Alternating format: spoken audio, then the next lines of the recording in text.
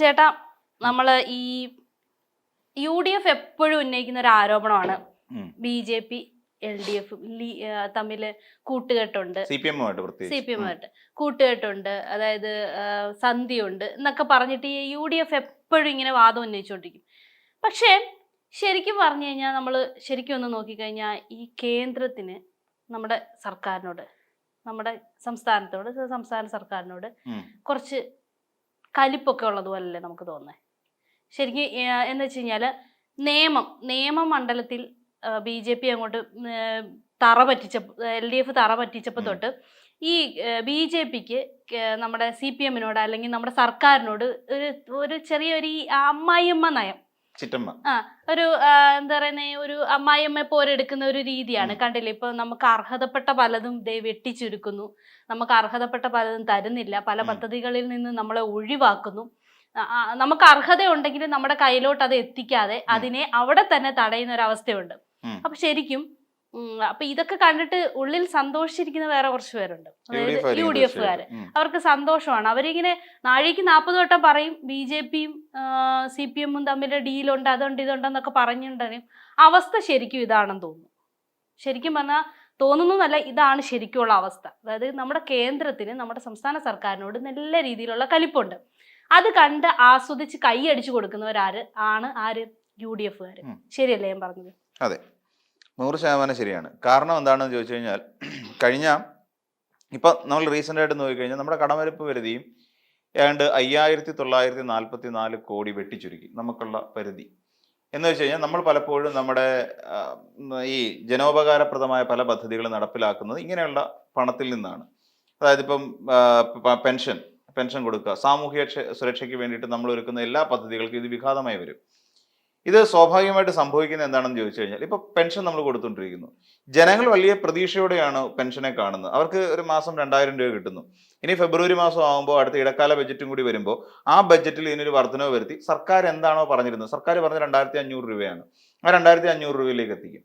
അപ്പോൾ 2500 രൂപ പെൻഷൻ കൊടുക്കാൻ കഴിയാത്ത ഒരു സർക്കാർ, അപ്പോൾ അങ്ങനെ പെൻഷൻ കൊടുക്കാൻ കഴിയാത്ത ഒരു സർക്കാർ എന്നുള്ള നിലയിലേക്ക് മാറുമ്പോൾ അടിസ്ഥാന വിഭാഗത്തിലെ ഒരു വലിയ ഗ്രൂപ്പ് ആൾക്കാർ എന്ത് ചെയ്യുമെന്ന് ചോദിച്ചു കഴിഞ്ഞാൽ ഇടതുപക്ഷത്തിനെതിരാവും. വാഗ്ദാനം മാത്രം ഞങ്ങൾക്ക് നൽകിക്കൊണ്ടിരിക്കുന്ന ഒരു കൂട്ടമായി സർക്കാർ മാറിക്കഴിഞ്ഞിരിക്കുന്നു എന്നുള്ളൊരു പേരുദോഷം അവിടെ കിടക്കും. ഈ പേരുദോഷം അവിടെ കിടക്കുന്നതുകൊണ്ട് തന്നെ ഇടതുപക്ഷത്തിനോട് ജനങ്ങൾക്കുള്ള ആഭിമുഖ്യം കുറയും. ജനങ്ങൾ ഇടതുപക്ഷത്തെ വെറുത്തു തുടങ്ങും. പ്രത്യേകിച്ച് CPM-നെ, പിണറായി വിജയനെ ഒക്കെ വെറുത്തു തുടങ്ങും. ഒരു സമയത്ത് പറഞ്ഞു കിറ്റ് കൊടുത്ത് നേടിയ വിജയമാണ് രണ്ടാം പിണറായി വിജയൻ സർക്കാരിന്റെ കാലഘട്ടത്തിൽ ഉണ്ടായതെന്ന് പറയുന്നു.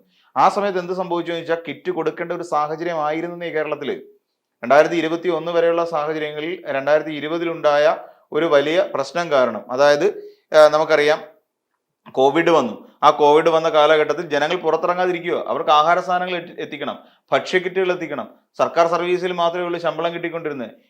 ഈ പറയുന്ന പ്രൈവറ്റ് ജോബ് ഉണ്ടായിരുന്നവർക്ക് 20% 30% കട്ടും കഴിഞ്ഞിട്ടാണ് അവരുടെ സാലറി കിട്ടിക്കൊണ്ടിരുന്നത്. അപ്പൊ ഇവരുടെ വീടുകളിലേക്ക് കൃത്യമായി ഭക്ഷ്യക്കിറ്റ് എത്തിച്ചു. അപ്പൊ എന്നിട്ട് പറഞ്ഞ എന്താ, കിറ്റ് കൊടുത്തിട്ടുണ്ടാക്കിയെടുത്ത വിജയം എന്നാണ് UDF-കാർ അന്ന് പറഞ്ഞത്. അപ്പൊ ഇങ്ങനെ ഉള്ള ക്ഷേമ പ്രവർത്തനങ്ങൾ നടത്തുന്നതിനും പദ്ധതികൾ കൃത്യമായ സമയത്ത് ആസൂത്രണം ചെയ്യുന്നതിനും വേണ്ടിയിട്ടുള്ള ഫണ്ടിലാണ് ഇപ്പൊ കേന്ദ്ര സർക്കാർ വെട്ടിക്കുറച്ചിരിക്കുന്നത്. അത് 5400 സംതിങ് കോടി രൂപ എന്ന് പറയുമ്പോൾ ഏകദേശം 3/4 ഭാഗത്തോളം പോയി കഴിഞ്ഞു. പിന്നെ ഉള്ളത് കൊണ്ട് വേണം കേരളത്തിലെ ഈ ക്ഷേമ പ്രവർത്തനങ്ങളും പദ്ധതികളും ഒക്കെ മുന്നോട്ട് കൊണ്ടുപോകാൻ വേണ്ടി. DA അടക്കമുള്ള കാര്യങ്ങൾ, DA അരിയേഴ്സ് കൊടുക്കാനുണ്ട്, അങ്ങനെ തുടങ്ങി ഒരുപാട് പ്രവർത്തനങ്ങളുണ്ട്. ഇതെല്ലാം ബ്ലോക്ക് വരും. ഈ ബ്ലോക്ക് വരുമ്പോൾ സ്വാഭാവികമായും ഇടതുപക്ഷത്തിന്റെ വോട്ട് ബാങ്കിനെ ഇത് ബാധിക്കും. അത് അന്നേരം സ്വാഭാവികമായും സംഭവിക്കുന്നത് ഇടതുപക്ഷം ഒരു വലിയ പരാജയത്തിലേക്ക് പോകും. ഇടതുപക്ഷം നല്ല രീതിയിൽ പരാജയത്തിലേക്ക് പോകും. കാരണം എന്താണെന്ന് ചോദിച്ചു കഴിഞ്ഞാൽ, ഇവിടെ ഇതൊന്നും ചെയ്യാത്തൊരു സർക്കാരിനെ എന്തിനാണ് ഞങ്ങൾക്ക്? കിറ്റ് കൊടുത്തുകൊണ്ടിരുന്ന കിറ്റ് നിർത്തലാക്കിയ സമയത്ത് തന്നെ ആൾക്കാർ പറഞ്ഞു, കണ്ടോ കിറ്റ് കൊടുത്തത് വോട്ട് പിടിക്കാൻ വേണ്ടി മാത്രമായിരുന്നു എന്ന് ഇതേ UDF തന്നെ പറഞ്ഞുകൊണ്ടിരുന്നു. പക്ഷെ എന്തുകൊണ്ട് കിറ്റ് കൊടുത്തിരുന്നു എന്നുള്ള ആ സാമൂഹിക സാഹചര്യത്തെ കുറിച്ച് UDF പറയുന്നില്ല, മറച്ചു വെച്ചു. കിറ്റ് നിർത്തലാക്കിയപ്പോഴാണ് പ്രശ്നം ഉണ്ടാക്കിയത്. കിറ്റ് കൈക്കൂലിയാണെന്ന് പറഞ്ഞവരുണ്ട്, അല്ലെങ്കിൽ ഈ കൊടുക്കുന്ന സാമൂഹ്യ സുരക്ഷാ പെൻഷൻ എന്ന് പറയുന്നത് കൈക്കൂലിയാണെന്ന് കഴിഞ്ഞ നിലമ്പൂർ ഉപതെരഞ്ഞെടുപ്പ് സമയത്ത് KC വേണുഗോപാൽ പരസ്യമായിട്ട് വേദിയിൽ നിന്നിട്ട് പറഞ്ഞു, അല്ലെ? അപ്പൊ കൈക്കൂലി കൊടുത്തില്ല എന്നുണ്ടെങ്കിൽ അവർ വോട്ട് ചെയ്യില്ല എന്നുള്ള രീതിയിലേക്ക് അതിനെ മാറ്റിക്കൊണ്ടുവരാൻ UDF-ന് സാധിച്ചിട്ടുണ്ട് എന്നുള്ളതാണ് വ്യക്തമായ കാര്യം. പിന്നെ ഇങ്ങനെ ഈ കേരളത്തിന് ഇപ്പൊ നമുക്കറിയാം, കഴിഞ്ഞ ദിവസങ്ങളിൽ പിന്നെ മഹാത്മാഗാന്ധി തൊഴിലുറപ്പ് പദ്ധതി, ഈ തൊഴിലുറപ്പ് പദ്ധതിയുടെ പേര് മാറ്റിക്കൊണ്ട് അതിനെ വേറൊരു ഫോർമാറ്റിൽ അവതരിപ്പിക്കുകയാണ് ചെയ്തത്. പലരും ചൂണ്ടിക്കാണിക്കുന്ന കാര്യം, അത് ശരിക്കും പറഞ്ഞ് നടപ്പിലാക്കാൻ കഴിയാത്ത ഒരു പദ്ധതിയായിട്ടാണ് വരുന്നത്. ഇപ്പോൾ തന്നെ 90 തൊഴിൽ ദിനങ്ങൾ എന്ന് പറഞ്ഞ് തന്നെ കൃത്യമായി കൊടുക്കാൻ കഴിയാത്ത ഒരു സാഹചര്യം. ഫണ്ടുകളുടെ കുറവ് വരുമ്പോൾ പറ്റുന്ന ഒരു കാര്യം എന്ന് വെച്ച് കഴിഞ്ഞാൽ ഇവർക്ക് മതിയായ വേതനം ഇവർക്ക് എത്തിക്കാൻ കഴിയുന്നില്ല. ഈ 100 തൊഴിൽ ദിനത്തിന്റെ പോലും വേതനം കൊടുക്കാൻ കഴിയുന്നില്ല. 1600 കോടി രൂപ സംസ്ഥാന സർക്കാരിന് അധിക ബാധ്യതയായി മാറുന്നു. അപ്പോഴും ഇവർ ഈ പറയുന്ന പോലെ പണം എങ്ങനെ കണ്ടെത്തും?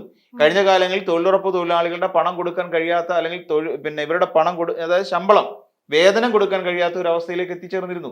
അപ്പൊ ഇതൊക്കെ എവിടുന്നാ വരേണ്ടത്? അത് 90-10 അനുപാതത്തിലായിരുന്നിട്ട് പോലും ആ 90% നമുക്ക് നൽകിയിട്ടില്ല. കേന്ദ്രം നൽകിയിട്ടില്ല. നമ്മുടെ നികുതി വിഹിതത്തിൽ വെട്ടിയിൽ നടത്തുന്നു, നികുതി വിഹിതം കിട്ടുന്നില്ല. നമ്മൾ ഇതൊന്നും പോരാതെ നമുക്കുണ്ടാകുന്ന പ്രകൃതി ദുരന്തങ്ങളുമായി ബന്ധപ്പെട്ടുകൊണ്ട് അവിടെ നമ്മൾ നടത്തിക്കൊണ്ടിരിക്കുന്ന പുനരധിവാസ പ്രവർത്തനങ്ങൾ, റീബിൽഡിംഗ് കേരള, ഇതൊക്കെ സംസ്ഥാന സർക്കാർ ചെയ്തുകൊണ്ടിരിക്കുന്ന ഓരോ പദ്ധതികളാണ്. അപ്പൊ ഇതുമായി ബന്ധപ്പെട്ടുകൊണ്ട് കേന്ദ്ര സർക്കാർ എന്ത് കിഴക്കയാണ് നമുക്ക് തന്നുകൊണ്ടിരിക്കുന്നത്? ഒന്നും തരുന്നില്ല, ഒരു ചുക്കം തരുന്നില്ല കേന്ദ്രം. കേന്ദ്രം ഈ പറയുന്ന പോലെ ഇവിടെ വരുന്നു, പോകുന്നു. ഇപ്പൊ തന്നെ നമുക്ക് സംസ്ഥാന സർക്കാരിന്റെ ചെലവിൽ വന്ന് പോയിക്കൊണ്ടിരിക്കുന്നു. ഇപ്പൊ നമ്മൾ തിരുവനന്തപുരം നഗരസഭ വളരെ കൊട്ടിഘോഷിച്ചുകൊണ്ടല്ലേ പറയുന്നത്, തിരുവനന്തപുരം നഗരസഭ ഞങ്ങൾ പിടിച്ചു, ഇവിടെ ഞങ്ങള് 45 ദിവസത്തിനകത്ത് നരേന്ദ്രമോദി വന്ന് ഇവിടെ പുതിയ പദ്ധതികൾ അനാവരണം ചെയ്യും. ആക്ച്വലി തിരുവനന്തപുരത്തെ അറിയാതെ പോകുന്നൊരു കാര്യമുണ്ട്. തിരുവനന്തപുരം നഗരത്തെ അദാനിയുടെ കാൽച്ചുവട്ടി തീരെഴുതി കൊടുക്കാനുള്ള നടപടിയാണ് നടക്കുന്നത്. സത്യത്തിൽ അതാണ് അവിടെ പദ്ധതി അവർ പ്ലാൻ ചെയ്തുകൊണ്ടിരിക്കുന്നത്. തിരുവനന്തപുരം നഗരത്തെ അദാനിക്ക് തീരെഴുതി കൊടുക്കാൻ പോവാണ്. അവിടെ അദാനിയാണ് വികസനം കൊണ്ടുവരുന്നത്, അല്ല സംസ്ഥാന സർക്കാരിന്റെയോ നഗരസഭയുടെയോ അല്ലാന്നുണ്ടെങ്കിൽ കേന്ദ്ര സർക്കാരിന്റെയോ പദ്ധതി അല്ലത്. അവിടെ കൃത്യമായി നഗരസഭയുടെ ഇടപെടലോടുകൂടി അവിടെ പ്ലോട്ടുകൾ എടുക്കും, അദാനി പ്ലോട്ടുകൾ എടുക്കും. നമ്മുടെ രാജ്യത്ത് ഏറ്റവും അധികം 5 സ്റ്റാർ ഹോട്ടലുകളുള്ള ഒരു നാടാണ് കേരളം. സംസ്ഥാനം കേരളമാണ് ഏറ്റവും അധികം 5 സ്റ്റാർ ഹോട്ടലുകളുള്ള. ബാക്കിയെല്ലാം മഹാരാഷ്ട്ര പോലും 2-3 സ്ഥാനങ്ങളിലൊക്കെ വരുള്ളൂ. അപ്പൊ അത്രയും ആൾക്കാർക്ക് താല്പര്യമുള്ള ഒരു കൺസ്യൂമർ ലാൻഡായ കേരളത്തിൽ ഇഷ്ടം പോലെ ഭൂമി കിടപ്പുണ്ട്. തിരുവനന്തപുരം നഗരത്തിനകത്ത്, എസ്പെഷ്യലി വിഴിഞ്ഞം പോലുള്ള ഒരു ഭാഗത്ത് ഇഷ്ടം പോലെ സ്ഥലം കിടപ്പുണ്ട്. ഇതൊക്കെ അദാനിയുടെ കയ്യിലേക്ക് വന്നു ചേരാൻ പോവാ. അയാൾ തനിക്ക് ഇഷ്ടപ്പെട്ട രീതിയിൽ അവിടെ ബിൽഡിങ്ങുകൾ പണിയും, അയാൾ ഇഷ്ടപ്പെട്ട രീതിയിൽ ഈ ലാൻഡിനെ യൂസ് ചെയ്യും. അതൊരു വലിയ ഒരു ഈ പറയുന്ന പോലെ ഒരു മാഫിയ തലത്തിലേക്ക് അതൊക്കെ പോകാനുള്ള സാധ്യത വളരെ കൂടുതലാണ്. പിന്നെ തന്നെയുമല്ല, അവിടുത്തെ ഇൻഫ്രാസ്ട്രക്ചർ ഡെവലപ്മെന്റ്, ഈ ഡെവലപ്മെന്റിനെ മുൻകൂട്ടി കണ്ടുകൊണ്ടാണ് പറഞ്ഞുകൊണ്ടിരിക്കുന്നത് അവിടെ എന്തോ വലിയ 45 ദിവസം കഴിയുമ്പോൾ 45 ദിവസത്തിനുള്ളിൽ നരേന്ദ്രമോദിയോടൊപ്പം വലിയ വികസന പ്രവർത്തനങ്ങൾ ഇവിടെ സാധ്യമാക്കുമെന്ന് പറഞ്ഞിരിക്കുന്നത്. അല്ല, ഇതൊന്നും യാഥാർത്ഥ്യമാകുന്ന കാര്യമൊന്നുമല്ല. ഇന്ന് അദാനിയാണ് തിരുവനന്തപുരത്ത് ഇനി അദാനി ഏറ്റെടുക്കാൻ പോകുക. കാര്യം എയർപോർട്ട് അവർ റെയിലായി, വിഴിഞ്ഞം പോർട്ട് അവർ റെയിലുണ്ട്. ഇനി ബാക്കിയുള്ള സ്പേസസ് കൂടെ അവർക്ക് ഏറ്റെടുത്താൽ മതി, കഴിഞ്ഞു കാര്യം. അപ്പം ഈ രീതിയിൽ അങ്ങനെ തങ്ങൾക്ക് അധികാരം പിടിക്കാനും തങ്ങൾക്ക് വേണ്ടിയിട്ട് സപ്പോർട്ട് ചെയ്ത് നിൽക്കുന്നവർക്കും വേണ്ടി മാത്രമേ BJP അല്ലെങ്കിൽ യൂണിയൻ സർക്കാർ നിൽക്കുന്നുള്ളൂ എന്നുള്ളതാണ് യാഥാർത്ഥ്യം. കേരളത്തിനെ പാടെ അവഗണിച്ചു കളയുന്നു ഇത്. എന്നാൽ ഇതിനെ ഇങ്ങനെ ഉണ്ടാകുമ്പോൾ സ്വാഭാവികമായും കേരളത്തിൽ നിന്ന് 18 MP-മാരുണ്ട്, 18 അല്ല 20 MP-മാരുണ്ട്. നമ്മൾ അങ്ങനെ കണക്കാക്കാം. ഈ 20 MP-മാരിൽ വലിയ ഒച്ചപ്പാടും ബഹളവും ഇല്ലാത്ത കെ രാധാകൃഷ്ണൻ എന്ന് പറയുന്ന ഒരു ഇടതുപക്ഷ MP ഉണ്ട്. പോട്ടെ, അതിന് വലിയ ഇടതുപക്ഷത്തു നിന്ന് എത്ര പേരുണ്ടാവാനാ സാധ്യത? ആരുമില്ല. എന്നിട്ട് പോലും ഈ ഇടതുപക്ഷ MP-മാരെല്ലാവരും കൂടി ചേർന്നിട്ട് ഈ ഗ്രാമീണ തൊഴിലുറപ്പ് പദ്ധതിയുമായി ബന്ധപ്പെട്ടൊരു ബില്ല് പാസ്സാക്കാൻ പോകുന്നത് അറിഞ്ഞുകൊണ്ട്, അതായത് മഹാത്മാഗാന്ധിയുടെ പേര് വെട്ടിക്കളഞ്ഞ് ഇന്ന മാറ്റങ്ങൾ ആ ബില്ലിൽ കൊണ്ടുവരും എന്നറിഞ്ഞുകൊണ്ട് പ്രതിഷേധത്തിന് പോയിരുന്നു. ആ ഇടതുപക്ഷ MP-മാര് വളരെ കുറച്ച് പേരേ ഉള്ളൂ. രാജ്യസഭയിലാണെങ്കിലും ലോക്സഭയിലാണെങ്കിലും എല്ലാം കൂടെ കൂട്ടി നോക്കിയാലും അവരെല്ലാം കൂടി ഇതിന് പോയി. അതേസമയം UDF-ന്റെ അവസ്ഥ എന്താ? UDF-ലാണല്ലോ അംഗബലം കൂടുതൽ. 18 MP-മാര് കേരളത്തിൽ നിന്നുണ്ട്. ഈ 18 MP-മാര് എപ്പോഴെങ്കിലും, അല്ലെങ്കിൽ അവരവിടെ പോയിട്ടുണ്ട് തെരുവ് പാട്ട് പാടുകയായിരുന്നു ചെയ്തത്, വയറ്റത്തടിച്ച് പാടുകയായിരുന്നു ഇവിടുത്തെ MP-മാര്. ഈ KC വേണുഗോപാലും ബാക്കിയുള്ള ഷാഫി പറമ്പിൽ അടക്കമുള്ള ആൾക്കാർ അവിടെ പോയിട്ടുണ്ട് ചെയ്ത് വയറ്റത്തടിച്ച് പാട്ട് പാടി എന്ന് വേണേൽ പറയാം. അവിടെ പോയി തെരുവ് ഗാനമേള നടത്തി, പോറ്റിയെ കയറ്റി എന്ന് പറഞ്ഞിട്ട്. എന്തിനാ അവിടെ പോയിട്ടുണ്ട് പോറ്റിയെ കയറ്റി? ധൈര്യം ഉണ്ടെങ്കിൽ സെക്രട്ടറിന്റെ മുമ്പിൽ ഒന്ന് പാട്ടുന്നേ. അവർ സെക്രട്ടറിന്റെ മുമ്പിൽ ഒന്ന് പാട്ട്, അതിന് പകരം സഭ അവിടെ പോയിട്ടുണ്ട് പാടി. അപ്പോഴും അവർ ചർച്ച ചെയ്തില്ല ഏത് ഈ പറയുന്ന പുതിയ മഹാത്മാഗാന്ധി തൊഴിലുറപ്പ് പദ്ധതിക്ക് എന്ത് മാറ്റം വരുത്തി ആ ബില്ല് നടപ്പിലാക്കാൻ കഴിയും. എന്തിനാ അവരുടെ പ്രതിപക്ഷം ഇല്ലായിരുന്നല്ലോ.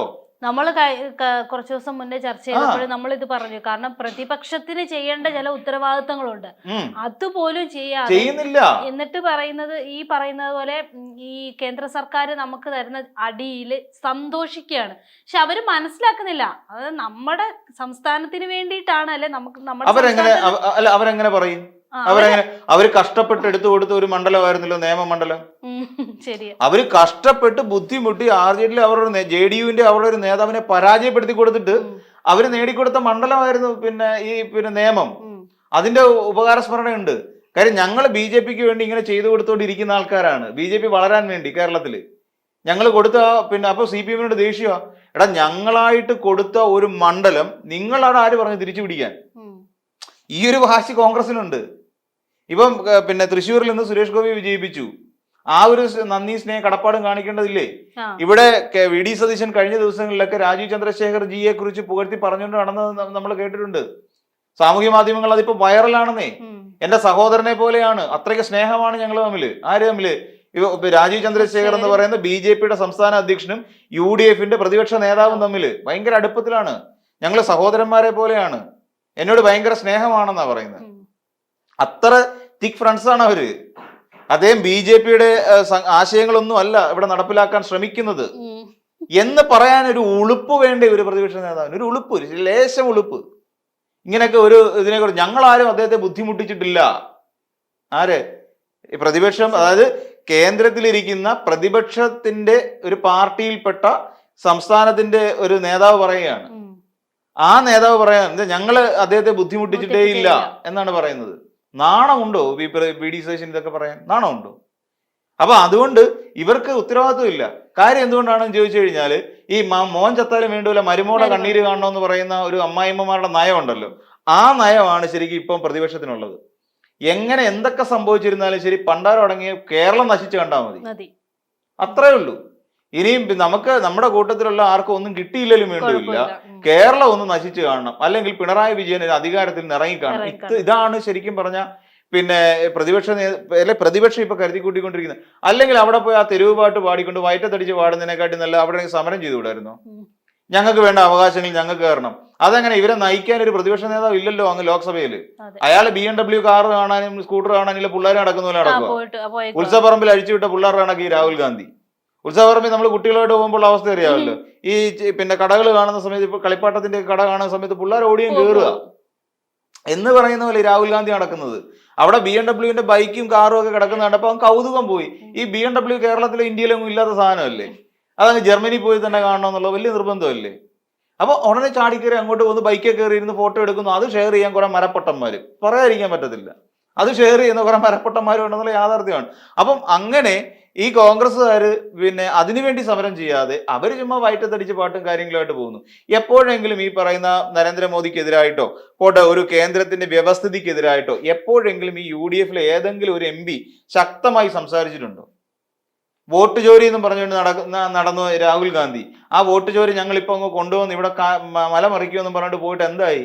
എവിടെയെങ്കിലും ഒരു മല മറിഞ്ഞു വീണോ? ഇല്ല. ഇപ്പോഴും അതിന്റെ ഗുണം കിട്ടിയ പഞ്ചാബിൽ തെരഞ്ഞെടുപ്പ് നടന്ന സമയത്ത് ആം ആദ്മി പാർട്ടി വമ്പൻ വിജയം നേടിയെന്നേ. ആം ആദ്മി പാർട്ടി വമ്പൻ വിജയം നേടി. അപ്പൊ അങ്ങനെ പോലും ഒരു പ്രയോജനമില്ല ആർക്ക്? കോൺഗ്രസിനെ സംബന്ധിച്ചിടത്തോളം. ഇങ്ങനൊരു നേതാവ് പിന്നെന്തിനാ? രാഹുൽ ഗാന്ധിയെ പോലൊരു നേതാവിനെ എന്തിനാ ഈ കെട്ടിച്ചോന്ന് നടക്കുന്നത്? നാണം ഉണ്ടായിരുന്നു. ഈ പ്രിയങ്ക ഗാന്ധി ഒരിക്കൽ പറഞ്ഞു, ഈ നരേന്ദ്രമോദി വിമർശിക്കുന്നതിന് പകരം നരേന്ദ്രമോദിയുടെ മുഖത്തിന്റെ തിളക്കം ഉണ്ടാവാൻ എന്താ കാരണം എന്ന് തിരക്കുന്നത് പ്രിയങ്ക ഗാന്ധിയുടെ ചോദ്യം അതാ. അല്ല ഇവിടെ അല്ല ചോദിക്കാൻ വരുന്നത്, നിങ്ങൾ വയനാടിന് വേണ്ടി എന്ത് ചെയ്തു ഹേ എന്ന് ചോദിക്കാം, പ്രധാനമന്ത്രിയോട് ചോദിക്കാം. അതിന് പകരം പ്രധാനമന്ത്രിയുടെ അടുത്ത് നിന്ന് പ്രിയങ്ക ഗാന്ധിക്ക് അറിയേണ്ട ഒരു കാര്യം ഇത്രയേ ഉള്ളൂ, നിങ്ങളുടെ മുഖത്തിന് ഗ്ലോ ഇത്ര ഉണ്ടാകാനുള്ള കാരണം എന്താണ്? ഇതാണോ ഒരു പ്രതിപക്ഷത്തിരിക്കുന്ന ഒരു പാർട്ടി പ്രധാനമന്ത്രിയോട് ചോദിക്കേണ്ട ചോദ്യം? ആണോ? ഇത്രയ്ക്ക് ഉത്തരവാദിത്വം ഇല്ലായ്മ എന്ന് പറയുന്നത് ഇവരൊരു മുഖമുദ്രയായിട്ട് കൊണ്ടു നടക്കുക. അതിൻ്റെ ഇടയിൽ ഇങ്ങനെ ഒരു സംഭവം നമ്മുടെ കേരളത്തിന് കിട്ടേണ്ട സാമ്പത്തിക അല്ലെങ്കിൽ പണം കിട്ടേണ്ട ഒരു അവസ്ഥ വരുമ്പോൾ അതിനെ വെട്ടിച്ചുരുക്കിയാലും കോൺഗ്രസ്സുകാർ സന്തോഷമാണ്. കാര്യം എന്താണെന്ന് ചോദിച്ചു കഴിഞ്ഞാൽ അവര് BJP വളരാൻ വേണ്ടി അവർ വേണ്ട കാര്യങ്ങളെല്ലാം കോൺഗ്രസ്സുകാർ ചെയ്തുകൊണ്ടിരിക്കുന്നു, അല്ലെങ്കിൽ പ്രതിപക്ഷം ചെയ്തുകൊണ്ടിരിക്കുന്നു. അപ്പം അതിനെതിരായിട്ട് എങ്ങനെയെങ്കിലും BJP പുകച്ച് പുറത്തേ അടിക്കാൻ വേണ്ടിയിട്ട് ഇവിടെ കിടന്ന് പാടുവിട്ടുകൊണ്ടിരിക്കുകയാണ് ഇടതുപക്ഷം. ആ ഇടതുപക്ഷത്തിന് ഗുണം കിട്ടുന്ന ഒരു പരിപാടിക്കും നിൽക്കത്തില്ല. തിരുവനന്തപുരത്ത് ഇപ്പൊ അവർ എന്തോരം പാടുവിട്ടെന്നറിയോ? ഇടതുപക്ഷത്തിന് ഗുണം ചെയ്യുന്ന ഒന്നും ചെയ്യണ്ട, നമ്മുടെ കേരളത്തിന് ഗുണം ചെയ്യുന്ന അല്ല. കേരളത്തിന് ഗുണം ചെയ്താൽ ഇടതുപക്ഷത്തിന് ഗുണമായിട്ട് മാറത്തില്ല സ്വാഭാവികമായിട്ടും. കാര്യം സർക്കാർ ഏതാ? ഇടതുപക്ഷ സർക്കാരാ. ഈ പൊട്ടന്മാരെ അറിയാത്ത വേറൊരു കാര്യമുണ്ട്, ഇനി ഇവന്മാർ അധികാരത്തിൽ കയറട്ടെ. ഈ പറയുന്ന പിന്നെ അവിടെ ആ സമയത്ത് UPA സർക്കാർ അധികാരത്തിൽ വരത്തില്ലല്ലോ. ഇവര് പിന്നെ കേരളത്തിൽ കോൺഗ്രസ് പാർട്ടി അധികാരത്തിൽ കയറി കഴിയുമ്പോൾ അവിടെ ഉടനെ രാഹുൽ ഗാന്ധിയെ പിടിച്ച് നരേന്ദ്രമോദി പ്രധാനമന്ത്രി സ്ഥാനത്ത് കൊണ്ടിരുത്തുവോ? ഇല്ല. അപ്പൊ അങ്ങനെ വരുന്ന സാഹചര്യത്തിൽ ഇവിടെ പിന്നെ വാക്ക് പറയുന്നില്ല, മേലോട്ട് നോക്കി ഇരിക്കത്തേ ഉള്ളൂ ശരിക്കും UDF സർക്കാർ. ഇവിടെ ഇനിയും കേരളത്തിൽ ഇനി എന്ത് കാണിച്ചാലും. ഇവരിപ്പോ ചിന്തിക്കുന്ന അതാണ്. കേരളത്തിൽ ഇനി കാണിച്ചപ്പോ തിരുവനന്തപുരത്ത് കാണിച്ച കളി കണ്ടില്ലേ, 41 സ്ഥലത്ത് 3-ാം സ്ഥാനത്താണ് പിന്നെ ഇവര് വന്നിരിക്കുന്നത്, കോൺഗ്രസ്സുകാര്. കെ മുരളീധരൻ ഇതൊക്കെ കാണുന്നുണ്ട്. കെട്ടുമുറുക്ക് ശബരിമലയ്ക്ക് പോയിട്ടുണ്ട് മുരളീധരൻ. പാപഭാരം കഴുകിക്കളയാനായിരിക്കും, അത് വേറൊരു കാര്യം. അപ്പൊ എന്താണെങ്കിലും ഈ ഒരു ചിറ്റമ്മ അല്ലെങ്കിൽ ഈ പിന്നെ അമ്മായിമ്മമാരുടെ ഈ ദുർമുഖം ഉണ്ടല്ലോ, അതാണ് നമ്മുടെ കേരളത്തിലെ UDF പാർട്ടി എന്ന് ഒറ്റയടിക്ക് പറയേണ്ടി വരും.